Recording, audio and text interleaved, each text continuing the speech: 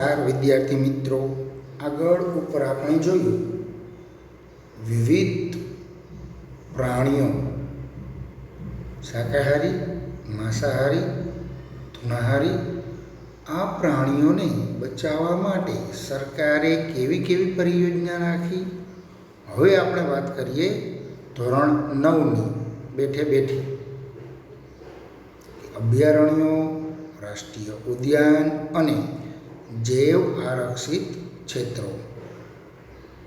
વન્યજીવોના રક્ષણ હેતુ વૃક્ષોનું રક્ષણ થાય, વન્ય પ્રાણીઓનું રક્ષણ થાય. એટલા માટે આ ત્રણેય અભયારણ્યો, રાષ્ટ્રીય ઉદ્યાન અને જૈવ આરક્ષિત ક્ષેત્રની સ્થાપના કરવામાં આવી છે. ત્રણેય એકબીજાના પર્યાય છે. ત્રણેયમાં એક જ કામ: વન કટાઈ નહીં કરવાની, શિકાર નહીં કરવાનો. પણ થોડોક તફાવત છે, એનો પરિચય આપણે અહીંયા લઈએ. પહેલું છે અભયારણ્ય. ચોક્કસ મર્યાદામાં માનવ પ્રવૃત્તિઓની અનુમતિ આપવામાં આવે છે. ના તમે તમારે કરો, સરકાર એમ કહે તમે તમારે તમારા પાલતુ પ્રાણીઓને ચરાવો, તમે હરવા ફરવા જાઓ. મર્યાદા: સાંજે આવતા રહેવાનું. અમુક અભયારણ્યમાં એવા નિયમ છે કે સવારે તમે હરવા ફરવા ગયા તો સાંજે ત્યાંથી રિટર્ન આવતું રહેવાનું, રાત નહીં રોકાવાનું અંદર. સત્તાધિકારો પાસેથી અનુમતિ લઈ, એટલે કે મંજૂરી લઈ લેખિતમાં, અને પાલતુ પ્રાણીઓને તમે ચરાવી શકો, તમે પોતે ફરી શકો. નથી આપણે ગીરમાં જતા એવી રીતે. વન્ય અભયારણ્યની સ્થાપના કોઈ એક વિશેષ પ્રજાતિના રક્ષણ માટે કરાય છે. ઉદાહરણ તરીકે ગીર અભયારણ્યની સ્થાપના કેમ કરી? કયો જોઈ? આપણે તરત કહી સિંહની રક્ષણ માટે. સિંહ તો ખરા જ, બીજા પ્રાણીઓનું રક્ષણ તો થાય, પણ ખાસ ફોકસ કેની ઉપર કર્યું? સિંહ ઉપર. કે એ જંગલ સિંહનું, એને બચાવવા માટે. કોર્બેટ તો વાઘ, એને બચાવવા માટે. આ રીતે અભયારણ્યની સ્થાપના થાય. અભયારણ્ય છે ને, એ જે તે રાજ્ય નક્કી કરે કે આપણું આટલું જંગલ અભયારણ્યમાં રાખવું છે. આ રાજ્ય નક્કી કરે. એના દ્વારા જરૂરી પ્રક્રિયા દ્વારા જ થાય. એટલે રાજ્ય પોતે ફિક્સ કરી દે કે અમારું આ જંગલ અભયારણ્ય. જેમ કે રામપરા, વીડી, વાંકણેની બાજુમાં આપણું ગીર, એના દ્વારા નક્કી થાય. કેન્દ્ર સરકાર આમાં કાંઈ માથું મારે નહીં. રાજ્યને એમ થયું કે આટલું કરવું હોય અભયારણ્યમાં, તેટલું લઈ લે. પેરિયાર, ચંદ્રપ્રભા, એતુર્નાગમ અભયારણ્ય જાણીતા છે. દક્ષિણ ભારતનું એતુર્નાગરમ, પેરિયાર કેરળનું, ચંદ્રપ્રભા યુપીનું, આ બધા જાણીતા અભયારણ્યો છે. અને યુપી ચંદ્રપ્રભા છે તો યુપીને દિલ્હીમાં મંજૂરી ન લેવાની. એને એમ થયું કે આ ચંદ્રપ્રભાને આપણે અભયારણ્યમાં રાખવું તો રાખી દેવાનું. રાષ્ટ્રીય ઉદ્યાનમાં બેની મંજૂરી જોઈ. આગળ ભણીએ આપણે. રાષ્ટ્રીય ઉદ્યાનમાં બેની મંજૂરી જોઈ. કેન્દ્ર નક્કી કરે, રાજ્ય હા પાડે. હોય પોતાના રાજ્યનું, એમ છતાંય કેન્દ્રની મંજૂરી એમાં જોઈ. એના જે તફાવત છે ને એ આપણે જોઈ. નકશાની અંદર રહેલા અભયારણ્યો અને રાષ્ટ્રીય ઉદ્યાનો વાંચી જવા, જોઈ લેવા એક વખત. 9મા ધોરણમાં આપણે નકશો ક્લિયર કર્યો હતો અને આપણે આમાં પાછો કરશું.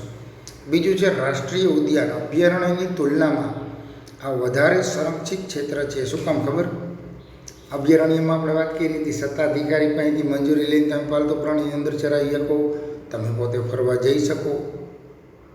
રાષ્ટ્રીય ઉદ્યાનમાં બધી મનાઈ, જવાનું જ નહીં. જે વન્ય પ્રાણીઓ એ રાષ્ટ્રીય ઉદ્યાનના જંગલમાં રહે છે એ બધા કુદરતના ભરોસે, એટલે વધારે સુરક્ષિત કહેવાય ને. આપણે ફરવા જઈએ 100%. બાળકો એક વખત શાંતિથી ઠંડા મગજ વિચારજો કે આપણે અભયારણ્યમાં ફરવા જાય છીએ, કાંઈક ને કાંઈક નુકસાની કરતા આવી છે. માનવ જાત એવી છે, આપણો વાગ નથી. માનવ જાત એવી છે. પ્લાસ્ટિક વેપરની હોય તો એ નાખી દે, કોઈ જોવે નહીં. એમ હવે કાગળ ઉડી નાનકડો છોડવો હોય એની ઉપર ઢકાઈ ગયો, બીજ હોય એની ઉપર આવી ગયું, તો એ બીજ હવે મોટું વૃક્ષ નહીં થાય કોઈ દિવસ. તો એક વૃક્ષ તો આપણે દબાવી દીધું, એક વેફરના કાગળિયા શું થાય સાહેબ? પણ બધાએ આમ કરે તો સમજાય. એટલે રાષ્ટ્રીય ઉદ્યાનમાં વૃક્ષને, રાષ્ટ્રીય ઉદ્યાનના વન્ય પ્રાણીઓને બધાને કુદરતના ભરોસે મૂકી દેવામાં આવે. એટલે અભયારણ્યની તુલનામાં આ વધારે સંરક્ષિત ક્ષેત્ર છે. તેમાં એકથી વધારે પારિસ્થિતિક તંત્ર સમાવિષ્ટ હોય છે. એકથી વધારે પારિસ્થિતિક તંત્ર એટલે ત્યાંની જે પરિસ્થિતિ છે ત્યાંની બધી એમાં સમાવિષ્ટ હોય. વન્ય પ્રાણીઓને બચાવવાની, વાતાવરણ, વૃક્ષો, ઘાસ બધું એમાં આવી જાય. બધાને બચાવવા માટે બધી જ પરિસ્થિતિ એમાં ભેગી થઈ જાય. પાલતુ પ્રાણીઓને ચરાવવા પર સંપૂર્ણ પ્રતિબંધ. પાલતુ પ્રાણી ભૂલથી એમાં વહી ગઈ તો જે તે માલિકનું હોય દંડ ભરવો પડે.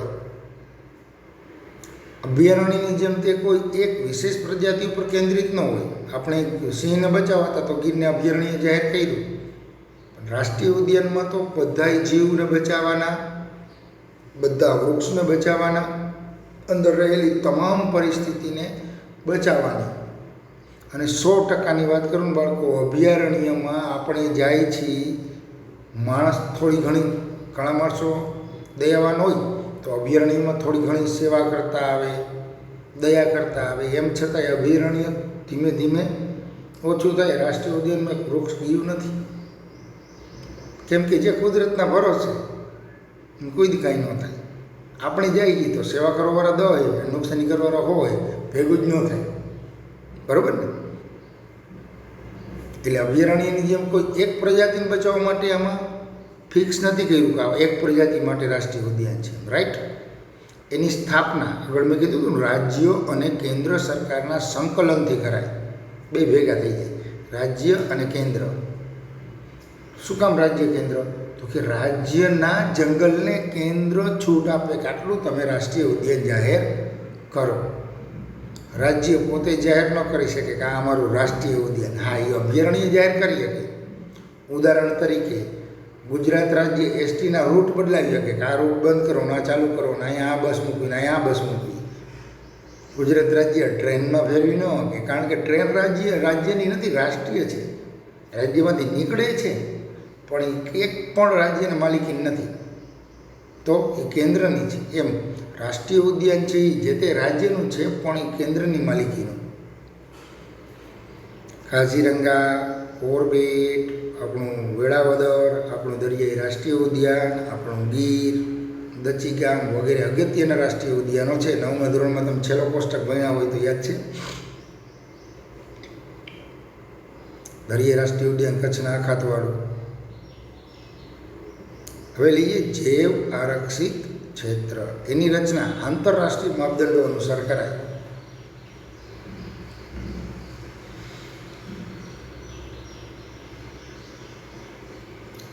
વિશ્વ લેવલે જે માપદંડો આપ્યા છે એ રીતે કરાય.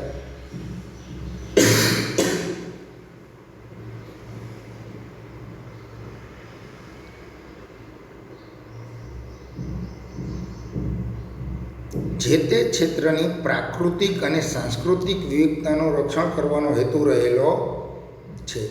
જૈવ આરક્ષિત ક્ષેત્ર શું છે? જે જંગલને જૈવ આરક્ષિત ક્ષેત્ર તરીકે ઘોષિત કરી દીધું બાળકો, જંગલની અંદર રહેલા આપણા પૂર્વજોએ બનાવેલા સાંસ્કૃતિક સ્થળો, અજંતા ઇલોરાની ગુફા એક જંગલમાં જ છે, એને બચાવવાનો ને વિશ્વ લેવલે સંયુક્ત રાષ્ટ્રો દ્વારા જે માપદંડ જાહેર થયું એને અનુસંધાને આ જૈવ આરક્ષિત ક્ષેત્ર બનાવવાનું હોય છે. ત્યાં જંગલમાં પ્રકૃતિ એટલે એમાં પહાડ, ઝરણા, નદી, વૃક્ષો, પ્રાણીઓ એ પ્રકૃતિથી. જંગલમાં સાંસ્કૃતિક એટલે કોઈ અજંતા ઇલોરા પહાડમાંથી કોતરેલી ગુફા એ સાંસ્કૃતિક થઈ. એ બેયનું રક્ષણ કરવાનું. ઓમાં રાષ્ટ્રીય ઉદ્યાનમાં ને અભયારણ્યમાં રક્ષણ તો કરવાનું. આમાં એક પોઈન્ટ એનાથી થોડોક બદલશે ને એટલે આ જુદું હોય કે તે ક્ષેત્રમાં થતી વનસ્પતિ, જીવજંતુ, જમીનની અવસ્થા, માનવ સમુદાય, એનું જીવનશૈલી બધાનું રક્ષણ કરવાનું. જ્યારે રાષ્ટ્રીય ઉદ્યાનમાંથી કંઈ છે જ નહીં. માનવ શૈલી રહેવાનું છે, જવાની જ મનાય, રાઈટ. એટલે એ થોડુંક એક તફાવત પડ્યો. જ્યારે જૈવારક્ષિત ક્ષેત્રનું બધું જ જૈવારક્ષિત ક્ષેત્રમાં બધી વસ્તુ, એમાં એક ઘાસનું તરણું આવી જાય. એના બધાના રક્ષણ માટે જૈવારક્ષિત ક્ષેત્રની સ્થાપના થાય. ત્યાં જૈવ વિવિધ્ય બાબતે સંશોધન અને પ્રશિક્ષણ માટે ખાસ સવલતો ઊભી કરાઈ છે. જૈવ વિવિધ્ય બાબતે સંશોધન કરવા માટે ઓલા ના તંબુ લઈને તંબુ અહીંયા જાળવામાં મૂકે અને અહીંયાથી એને એ રીતે તંબુમાંથી જ જોવાનું કે ભાઈ અહીંયા વૃક્ષો છે તો ઔષધીય કેટલા વૃક્ષો કેવી પ્રજાતિના એરિયા છે. આપણે આગળ તમને ખબર હોય 9માં ભણી ગયા ઉષ્ણકટિબંધીય વરસાદી જંગલો અને ખરાબ જંગલો. એમાં જે જંગલો હતા એની ઊંચાઈ, એ કયા વાતાવરણમાં થાય, એના વિશે આપણે વગેરે ભણ્યા, જોયું, જાણ્યું, એના વિશે બધી વાત કરી. એ વસ્તુ કેવી રીતે ક્યારે આપણને મળી? તો કે એ વસ્તુ આ લોકોએ સંશોધન કર્યું ત્યારે આપણને ખબર પડી. આ પ્રકારે ઘોષિત વિસ્તારોમાં તમામ પ્રકારની બહારની ગતિવિધિઓ સંપૂર્ણપણે પ્રતિબંધ હોય. કોઈને જવાનું નહીં, કોઈને આવવાનું નહીં, કાંઈ નહીં, બધું બંધ. રાષ્ટ્રીય ઉદ્યાનની જેમ જ. હા, આ જે સંશોધન કરતા હોય એ મંજૂરી સાથે 15 દી, 20 દી, 2 મહિના, 4 મહિના, એને જેવું સંશોધન એ રીતે એ રહી શકે. ફોરેસ્ટ વિભાગ દ્વારા જે તે સરકાર પાસે મંજૂરી લેવાની, ફોરેસ્ટવાળા એની સાથે આવે પછી. એવું છે નીલગિરી. આ ક્ષેત્રનો સરેરાશ વિસ્તાર એકંદરે 5000 ચોરસ કિલોમીટરથી મોટો હોય. આમ ચોરસ કિલોમીટર ગણો ને 5000 થાય. નીલગિરી, મન્નારની ખાડી, ગ્રેટ નિકોબાર, સુંદરવન, પંચમઢી વગેરે દેશના મહત્ત્વના જૈવારક્ષિત ક્ષેત્રો ગણાય. જેમ કેમ કાઝીરંગા, કોર્બેટ, વેળાવદર બધે રાષ્ટ્રીય ઉદ્યાન હતા. પેરિયાર, ચંદ્રપ્રભા, હેતુનગરમ બધા અભયારણ્ય હતા. એમાં બધા જૈવારક્ષિત ક્ષેત્રો છે. ગુજરાતના કચ્છના રણની વિશિષ્ટ પરિસ્થિતિના સંરક્ષણ હેતુ 2008ની સાલમાં તેને જૈવ આરક્ષિત ક્ષેત્ર તરીકે ઘોષિત કરાયું છે. કચ્છ છે એવડું, અને કચ્છની અંદર સફેદ રણ આવી જાય. એમાં આખું મોટું જે 5000 ચોરસ કિલોમીટર જેવડું થતું હતું ને, એને સરકારે જાહેર કરી દીધું 2008માં.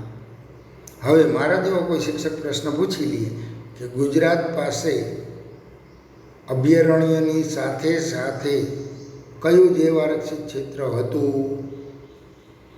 નીચે ઓપ્શન આપ્યા હોય: કચ્છનું રણ, ગીર, દરિયાઈ અખાત, એવું લખે. રાષ્ટ્રીય ઉદ્યાન લખે તો તમને ખબર પડી જાય.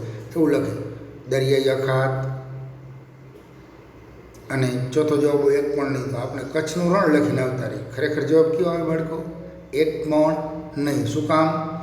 અભયારણ્યની સ્થાપના તો વહેલા થઈ ગઈ. આની સ્થાપના 2008માં થઈ. પ્રશ્ન કયો હતો? ફરીવાર બોલું. અભયારણ્યની સાથે ગુજરાત પાસે કયું જૈવારક્ષિત ક્ષેત્ર છે? અભયારણ્યની સાથે સ્થાપના થયેલું ગુજરાત પાસે કયું જૈવારક્ષિત ક્ષેત્ર છે? તો એ કંઈ નહીં. અભયારણ્ય હારે થયું જ નથી. એવું પૂછવામાં આવે કે 2008 પછી ગુજરાત પાસે એક જૈવારક્ષિત ક્ષેત્ર છે તો ખરું. 2008 પહેલાં પણ ગુજરાત પાસે એક જૈવારક્ષિત ક્ષેત્ર હતું. ખોટું. 2008 પહેલાં હતું જ નહીં. એક પણ જૈવારક્ષિત ક્ષેત્ર હતું નહીં. આટલું જાણવું ગમશે. જુઓ, જૈવારક્ષિત ક્ષેત્ર ભારતમાં જૈવારક્ષિત ક્ષેત્રો કેટલા? તો કે ટોટલ 18. રાષ્ટ્રીય ઉદ્યાન ગુજરાતમાં કેટલા? તો જો ચોપડીમાં નજર કરતા હશો ને તો 103 કહેશો, પણ મેં પ્રશ્ન ફેરવી નાખ્યો કે રાષ્ટ્રીય ઉદ્યાન ગુજરાતમાં કેટલા? 4. કારણ કે તમે ઉપરની લીટી હું પહેલાં બોલતો હતો, તમે જ વાંચો. અભયારણ્ય કેટલા ભારતમાં? 531. તો અભયારણ્ય ગુજરાતમાં 23, જ્યારે જૈવારક્ષિત ક્ષેત્ર ગુજરાતમાં 1. હવે આ બધાય પાઠનો હાર તો મૂળ વાત હવે આવે.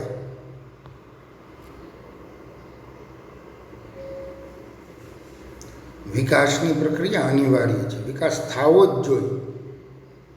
તો અને તો જ માનવ જીવન ટકે. નો ડાઉટ મારો તમારો બધાનો વિકાસ થવો જોઈએ. આર્થિક, સામાજિક, સાંસ્કૃતિક, શૈક્ષણિક બધો વિકાસ થવો જોઈએ. સરકારીના નથી પાડતી, કોઈ વ્યક્તિના નથી પાડતું, પણ એનો જે આપણે વિકાસ કરતા જઈએ એની હારે હારે સમગ્ર જીવસૃષ્ટિ ઉપર પડનારા દુષ્પ્રભાવોની અસરનું પણ આયોજન દરમિયાન ખ્યાલ રખાય તે અત્યંત જરૂરી છે.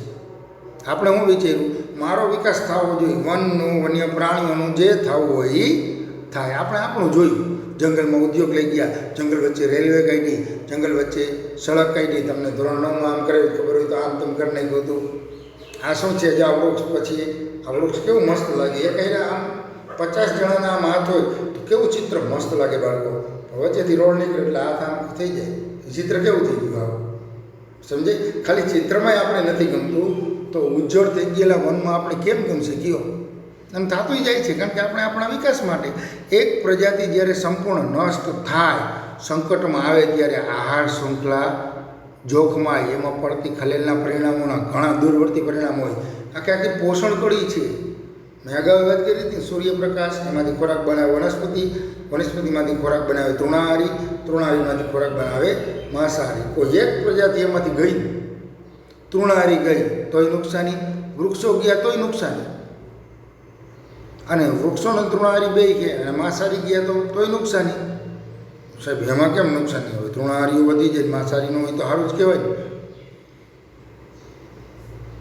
કારણ કે આપણે આખા વિશ્વની અંદર આમ કોલર ઊંચો કરી શકતા હોય ને, એ વસ્તુ બધું ન થાય આપણાથી. થાય? આખા એશિયામાં માત્ર ભારતને ગીર પાસે સિંહ છે. હવે એ માંસાહારી પ્રાણી છે, એ ઘટી જાય તો કયો મન સમજાય? કહેવાનો મતલબ આખા વિશ્વમાં ભારત જેવો દેશ છે જે વાઘ અને સિંહ બે રાખે, એક ઘટી ગયું. સિંહની પ્રજાતિ નષ્ટ થઈ ગઈ, આવ લુપ્ત થઈ ગઈ. તો એ આ વસ્તુ આમ જે કહી દીધી ન થાય. આગળ લઈએ.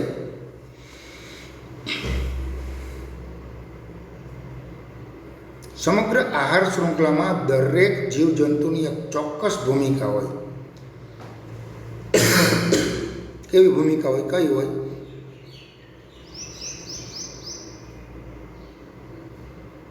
જો કોઈ જીવ નષ્ટ થાય તો આખા માળખામાં વિક્ષેપ,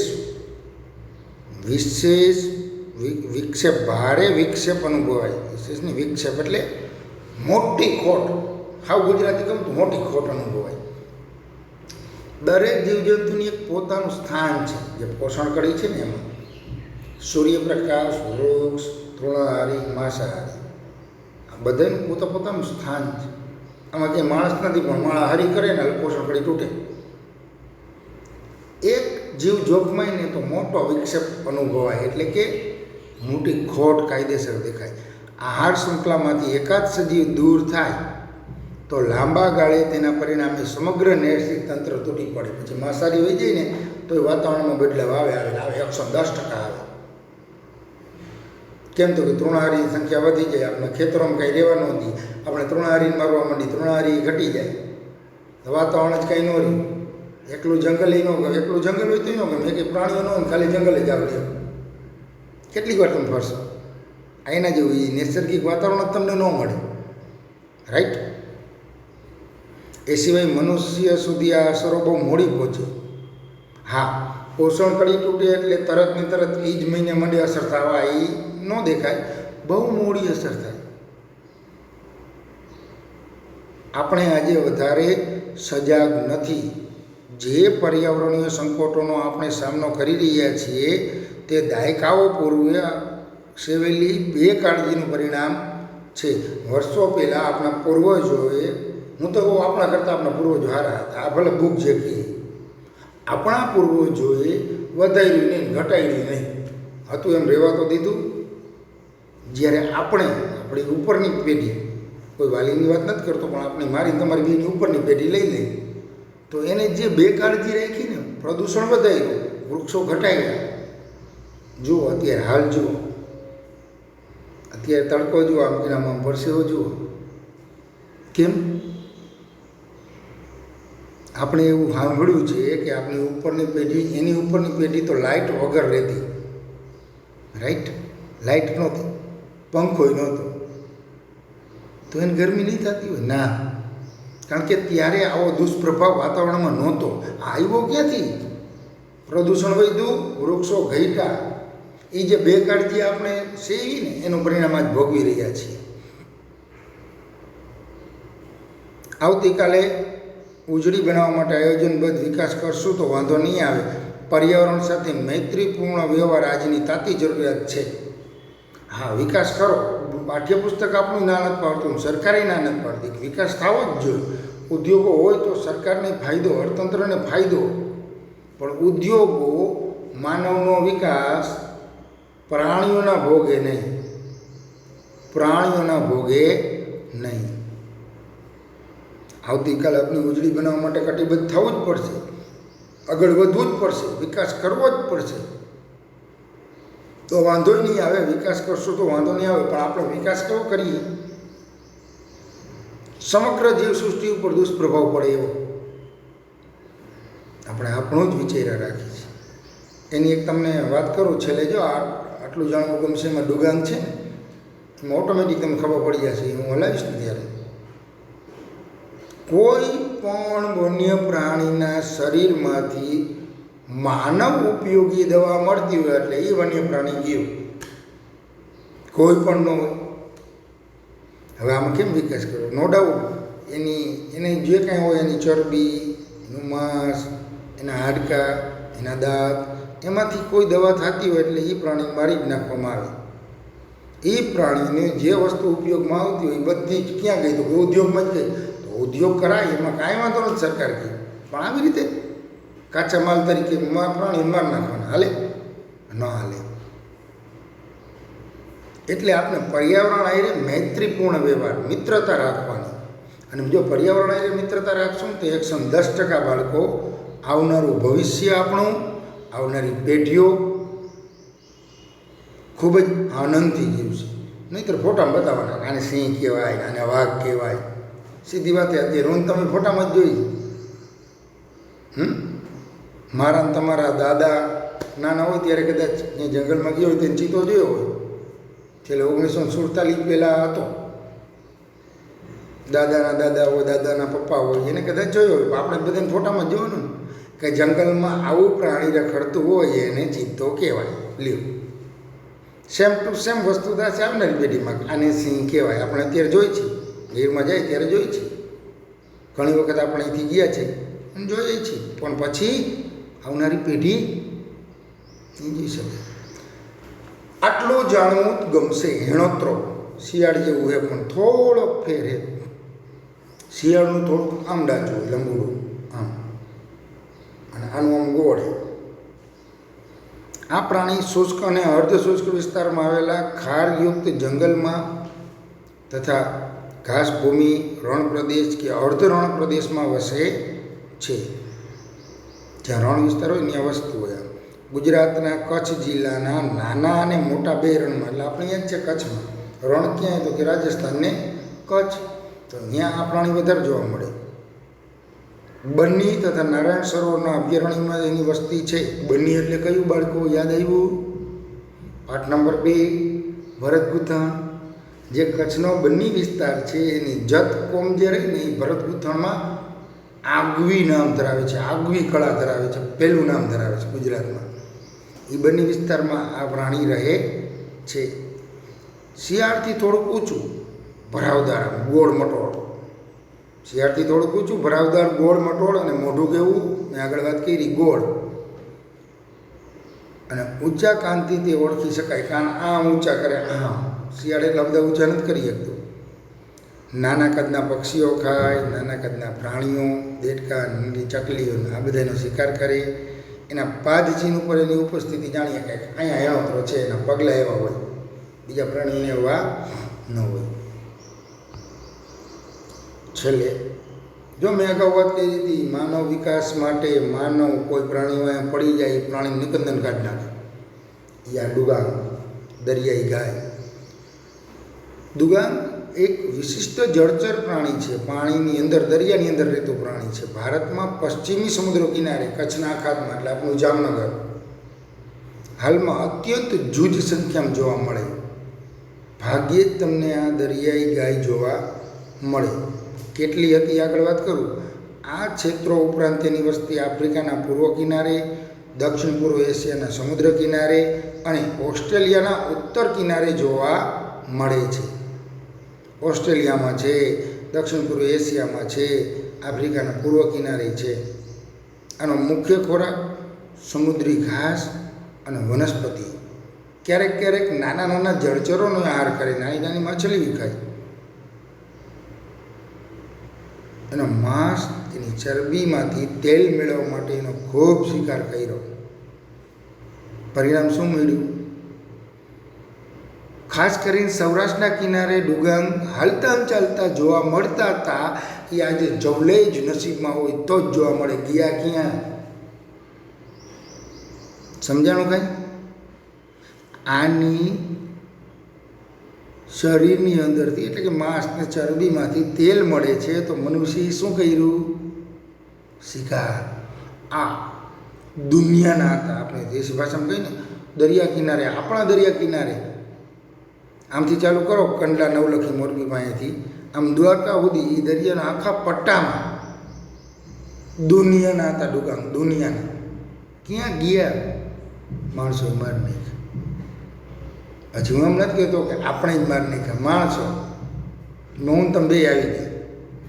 ભલે આપણે ક્યાંય કોઈ જાતની નુકસાન નથી કરી, પણ માનવ જાતમાં તો આવી છે. એટલે માનવ જાતની આ ભૂલ. વિકાસ થાય 100%. જેને તેલ વેચ્યું, જેને આનું માંસ વેચ્યું, જેને આની ચરબી વેચી, જે વેચનાર વ્યક્તિ છે એના ખિસ્સામાં રૂપિયા આવશે, વિકાસ થશે, 100% થશે. નુકસાની પર્યાવરણને, દરિયાઈ જળચરને, આ ડુગાંગને. રાઈટ? સૌરાષ્ટ્રના દરિયા કિનારે ગમે ત્યાં જોવા મળતા, અત્યારે જવલે જ જોવા મળે છે. અત્રે આપણો અહીંયા પાઠ પૂરો કરીએ છીએ. ધન્યવાદ.